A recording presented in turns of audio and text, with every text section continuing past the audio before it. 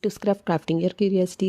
இன்றைக்கி நம்ம கிட்டூஸ் கிராஃப்ட் சேனலில் பார்த்தீங்கன்னா என்ன கிராஃப்ட் பண்ண போகிறோம்னா ஒரு வேஸ்ட்டு கேலண்டர் அட்டையை வச்சு தான் பண்ண போகிறோம். இது வந்து வேஸ்ட்டு கேலண்டர் அட்டை தான். ஆனால் 2025 உள்ளது தான். எனக்கு வந்து எக்ஸஸாக இருந்துச்சு இந்த கேலண்டர் அட்டை. சரி, இதை வச்சு என்ன பண்ணலாம் அப்படின்னு சொல்லிட்டு யோசிச்சுட்டு இருக்கும்போது தான் இந்த ஒரு க்யூட்டான அண்டு ரொம்பவே யூஸ்ஃபுல்லான ஐடியா வந்து எனக்கு வந்துச்சு. அதுக்கு நான் வந்து கூடவே எடுத்துக்கிட்டது பார்த்திங்கன்னா இந்த மாதிரி வால்பேப்பர் தான், ஸ்டிக்கி வால்பேப்பர். இது வந்து நான் வந்து கிச்சனுக்கு யூஸ் பண்ணுறதுக்கு வேண்டி வாங்கியிருந்தேன். அது வந்து எனக்கு எக்ஸஸாக இருந்ததுனால நான் இந்த கிராஃப்ட்டுக்கு யூஸ் பண்ணிக்கலாம் அப்படின்னு சொல்லிட்டு இந்த கேலண்டர் அட்டையெல்லாம் ஃபுல்லாகவே இந்த மாதிரி ஒட்டி எடுத்துக்கிட்டேன்.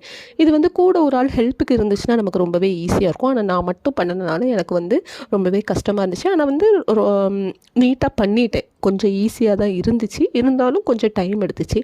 நீங்கள் இன்னும் நம்ம சேனலை சப்ஸ்கிரைப் பண்ணலைன்னா மறக்காமல் நம்ம சேனலை சப்ஸ்கிரைப் பண்ணிக்கோங்க. பக்கத்தில் இருக்கிற பெல் ஐக்கானையும் கிளிக் பண்ணிக்கோங்க. அப்போ தான் நான் இனி போடக்கூடிய best out of waste videos எல்லாமே உங்களுக்கு நோட்டிஃபிகேஷனில் வரும். நெக்ஸ்ட்டு பார்த்திங்கன்னா இந்த வந்து ஒரு ரோல், இது வந்து வுட்டு தான்.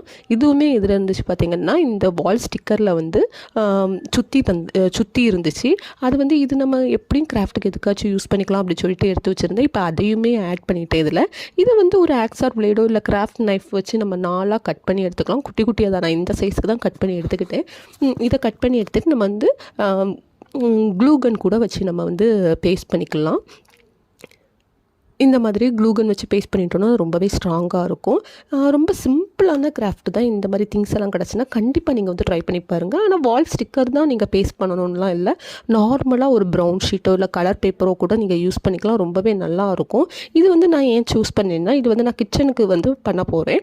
அதனால ஏதாச்சும் வந்து நம்ம ஆயிலோ இல்லை ஏதாச்சும் ஒன்று பட்டுச்சுன்னா கூட நம்ம துணியை வச்சு ஜஸ்ட்டு தொடச்சிக்கலாம். அதனால் அதுக்கு வந்து இது ரொம்பவே ஈஸியாக இருக்கும்.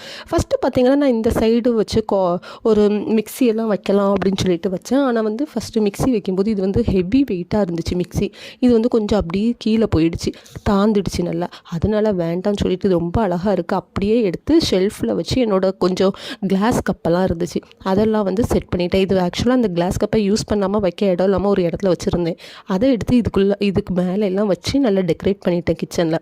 இப்போ பார்த்திங்கன்னா எனக்கு ரொம்ப பிடிச்சிருந்துச்சி. இது வந்து நான் இன்னும் கொஞ்சம் கிளாஸ் கூட நம்ம செட் பண்ணிக்கலாம்.